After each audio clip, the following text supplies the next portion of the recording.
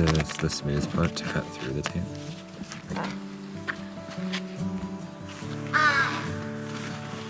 I do everything Jeff tells me. Yeah. That's rough. It's probably not a good plan, is it? Where do they live in Brackenfell? Yes, We're well covered. About a 2.5-hour drive east of Vancouver, British Columbia, lies Manning Park, one of 3 provincial parks that plays host to the Fat Dog 120-mile trail race. Our plan was to skip the first 50 kilometers of the course and to fast-pack the last 145K or so over 2 days, starting early on a Saturday morning from East Gate, where the race crosses the highway. We'd do a quick out and back to Three Brothers Mountain before stopping at Nikomin Lake for lunch and a swim. We'd then drop down the creek before climbing along the bluffs and crossing the highway to follow the Skagit River through the valley while avoiding a large section of burned-out forest. We'd hope to make it as far as Whitworth Horse Camp, where we'd stop for the night, giving us a fresh start for the climb up Skyline 2 Trail and along the ridge, before dropping down to Lightning Lake, where the race ends. Depending on how we felt, we'd add an optional loop up to Frosty Mountain and Windy Joe Mountain before returning to Manning Park Lodge, where we'd left our car. How far up am I going? I don't know. You do this during the race. Yeah, you go up in the race. So last in, first out of the campsite as per usual. Yeah. We're just getting a ride to the trailhead here. We did a car drop last night at Manning Park for our almost loop, but more of a horseshoe through Manning Park. Manning shoe. It happened to be race weekend, but the event was canceled due to COVID-19. 15 pounds? So we figured, what better time for an unsupported adventure? That's 2 days of supplies, tent, sleeping pad, sleeping bag. Whoa. Nice moves. I'm ready. It didn't quite lock. Didn't? Oh, you're right. Nothing worse than a limp pull. I'll get serenaded by... So here we are. We're starting at East Gate. This is basically the Bonnevere aid station during the Fat Dog 120. Just got dropped off by Audrey and Alexa. Thank you very much, guys. And we're going to run about 50 miles today. How exciting. Have fun. See you guys. Have a good day. Thanks.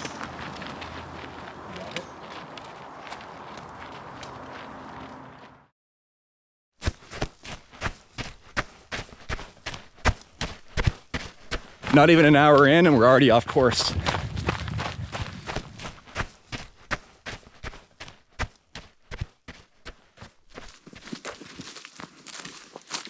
All right, so we're back on track. We added, maybe a mile? Yeah. 20 minutes tops, so. Well, we were going uphill the whole way out. We were going uphill, but you know what? Not too bad. Maybe we'll get our 100 miles after all here.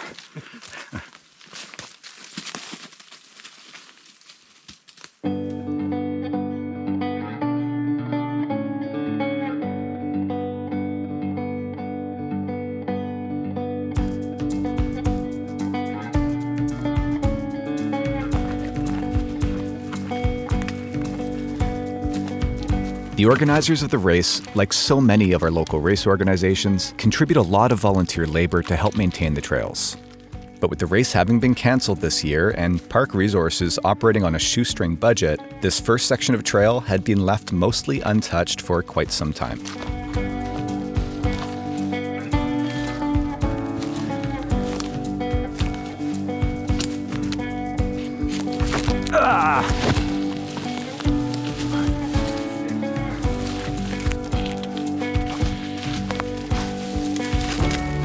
Oh, you're caught.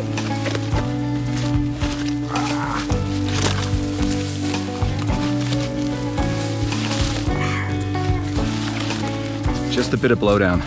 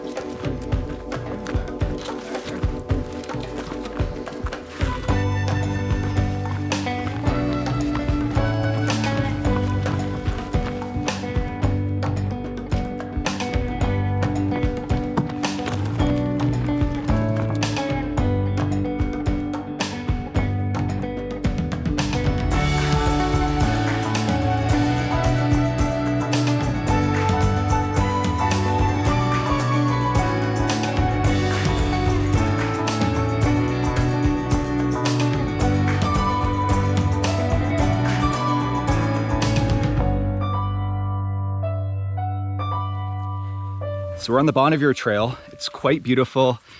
I'm stoked to be here in the daylight. I was here in the middle of the night during Fat Dog. It was completely fogged in. I could barely see my feet yet along the trail or the surrounding peaks. And we're about to come up on the trail junction here from Buckhorn campsite, where during Fat Dog there was an aid station. And soon we'll be on the ridge out to Three Brothers. We're gonna do a little out and back and tag the peak and take in the views.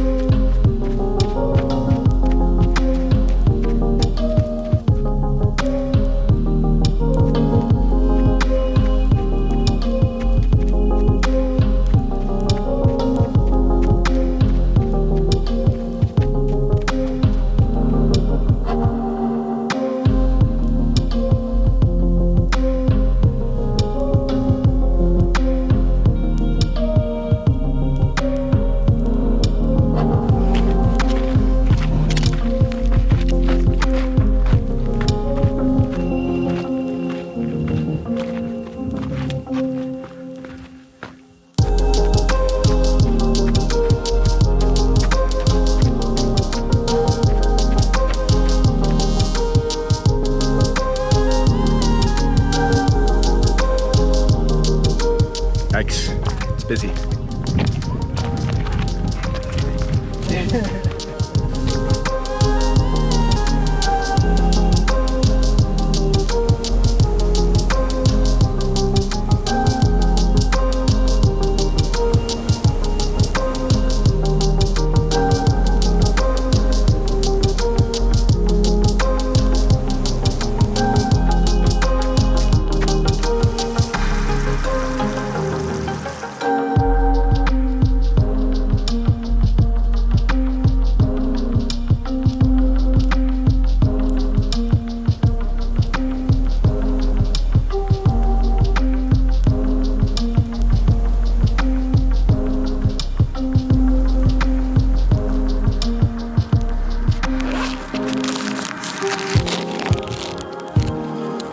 So I've got about 10 hours worth of run food for each day, about maybe a little more than 2,000 calories per day.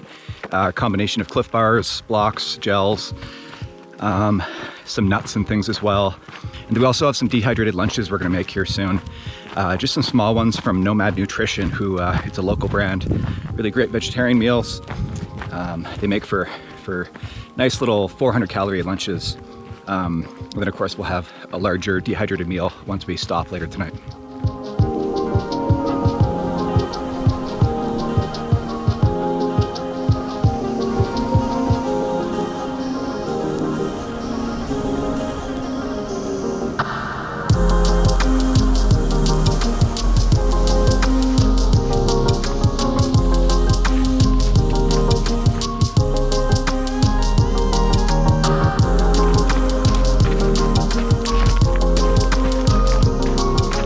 We're almost at Nikoman Lake, where we're gonna stop for a quick lunch and I think a quick swim as well, because it is getting hot.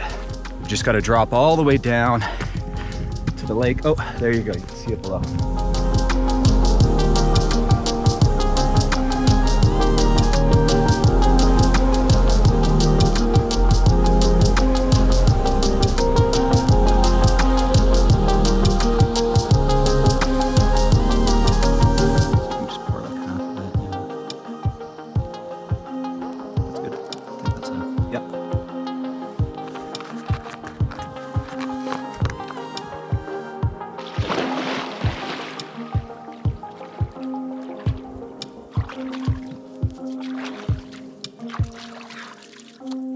Just finishing up the Kathmandu curry. It's like rice noodles, curry powder, some dehydrated veggies, and perfect. It's like 300 calories, nice little lunch, and Good stuff. Tastes good. absolutely hit the spot. And it's pretty quick to rehydrate to, only like 7 minutes. So And I've got the Hungarian goulash from Nomad Nutrition, Canadian company. So it's 4 o'clock. We just left Nikomin Lake after a quick lunch and a dip in the lake while we waited for our food to hydrate. We're quite a bit behind schedule, although we might have been a little over optimistic to begin with. We've covered 40 kilometers. We'd actually only expected to cover 32 at this point, so I think that was with the extra out and back to Three Brothers. We also took a little wrong turn early on and ran a couple extra kilometers of fire service road. But it means that we have 50 kilometers left here to get to our goal at Whitworth Camp.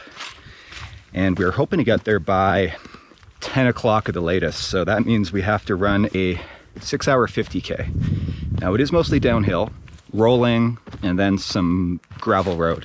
But we'll have to see how this goes. I don't know.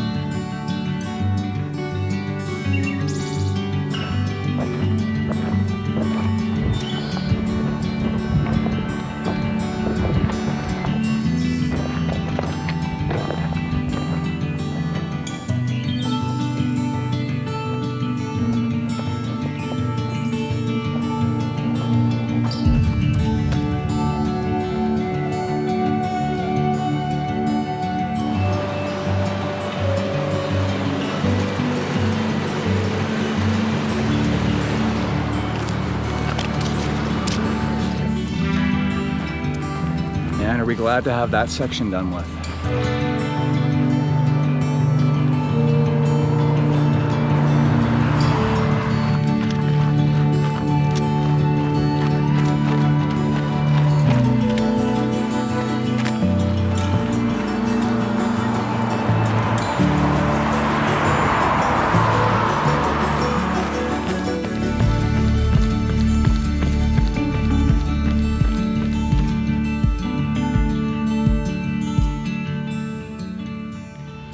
Well, it's 8:30.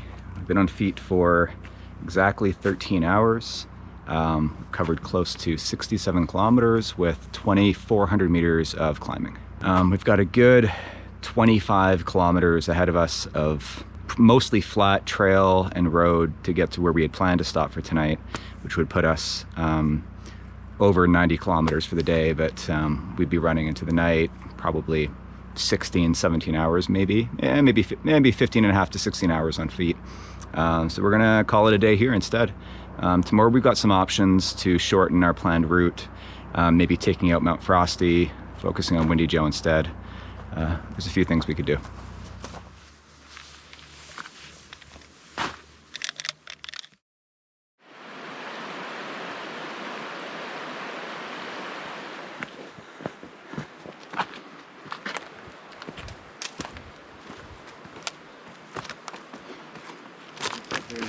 There's a huge mudslide, and the river kind of flooded and blew out probably last winter or maybe the year before. It's tough to say, but this definitely wasn't on the original Fat Dog course. Yeah, look at these trees, eh?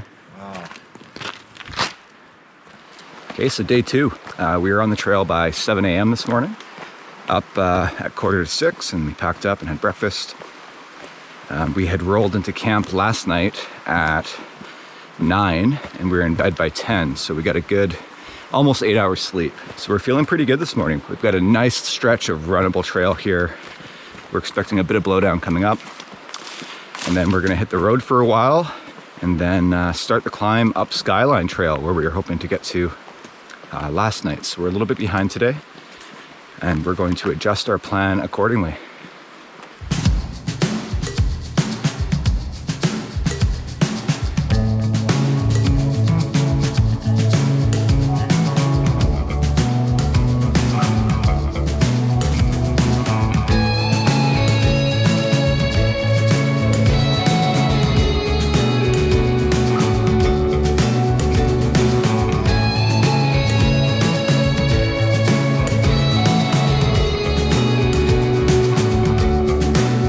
summer of 2018, a wildfire tore through the Skagit Valley, and the course was temporarily rerouted for 2019.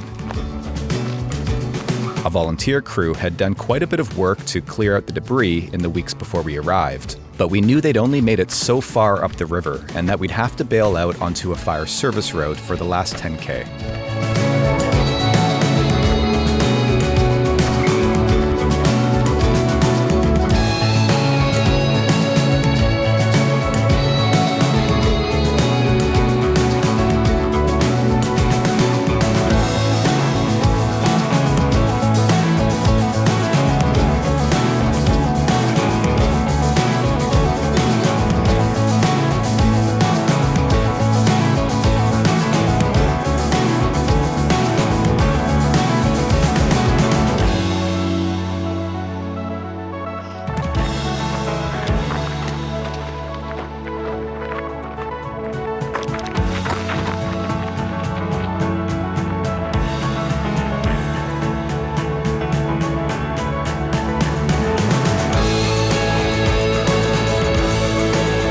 Finally. That's a lot of road. Elevation gain, 1,469. Nope.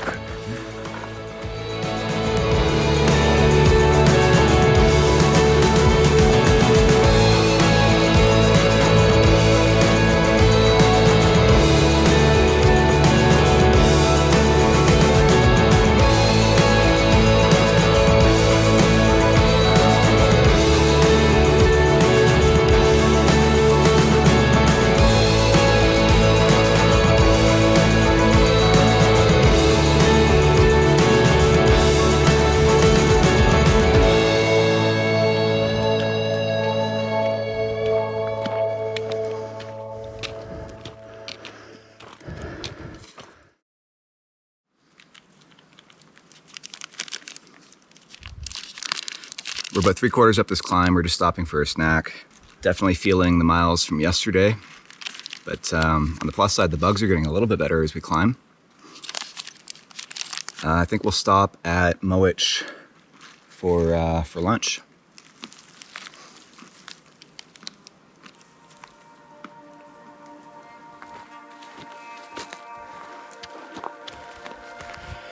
It is hot.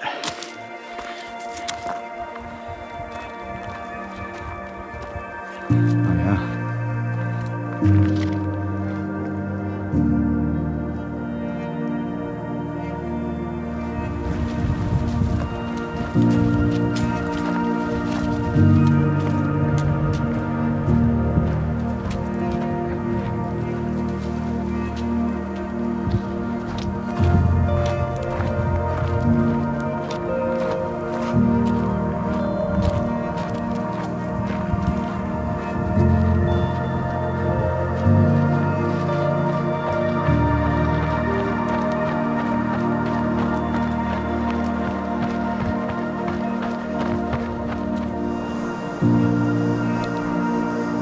So we made it to Camp Mowich after a big climb. We are 40 kilometers in and done about 1,600 meters.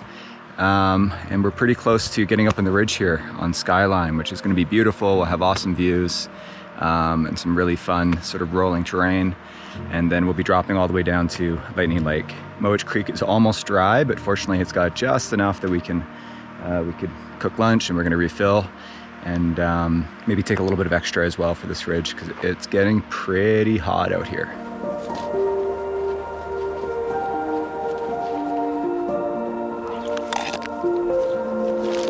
We knew it was going to be a warm weekend, but it turns out it would be the hottest of the year, with temperatures well over 30 degrees Celsius. This was less of a challenge down in the valleys, but along the ridge, we'd be completely exposed and without access to water for the rest of the afternoon.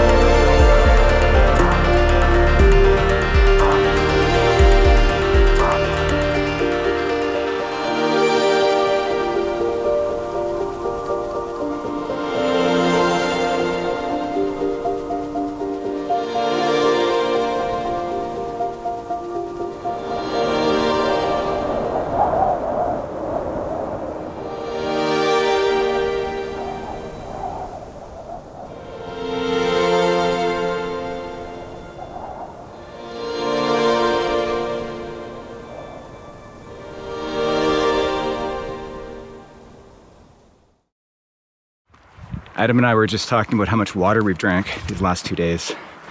You know, just liters and liters. And it just goes to show how much these kind of things are centered around, you know, water sources. We're constantly talking about and planning and, you know, thinking about the next water source where we can filter water, where we can stop and cook and, of course, camp. And, you know, in a race like Fat Dog, there would be another aid station coming up at the end of this ridge where we could get water.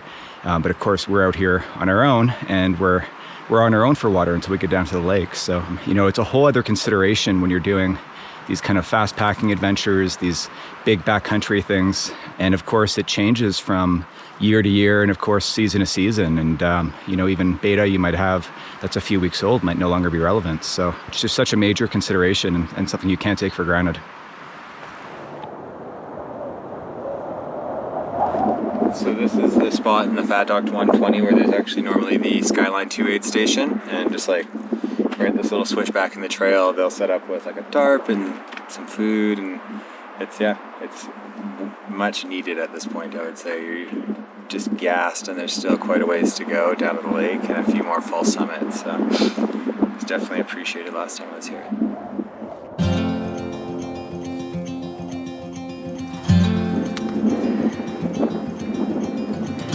Here's where we were not too long ago coming down that little trail. And that's where we're going.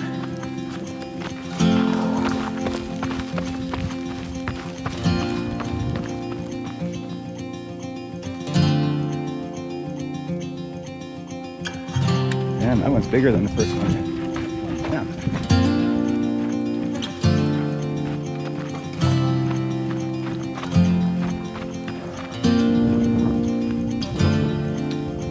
This is quickly moving into type 2 fun territory. We decided to abandon our plan to do the additional loop. Instead of digging ourselves into a hole and likely finishing late at night, we'd have to settle for a burger and beer back at the lodge. That's the final climb right there. All right. Adam and I definitely tend to be a little over-optimistic in how much distance we can cover in a day, especially when dealing with heat or snow and navigation, as we'd been forced to come to terms with on the Tahoe Rim Trail the year prior.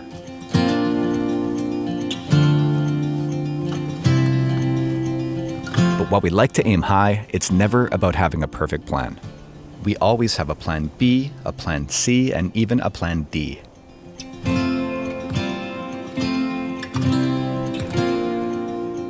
Traveling in the mountains is all about adapting and being prepared for the unforeseen. That's what makes it an adventure. And with preparation and experience comes the ability to turn challenges into just another good story.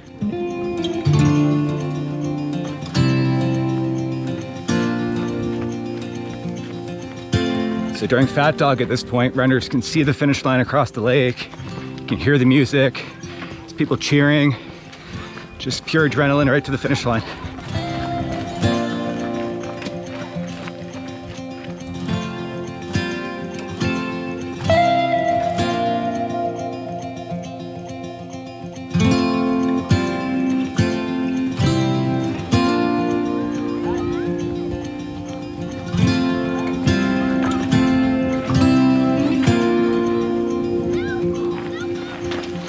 Final fun run back to the lodge, Jack.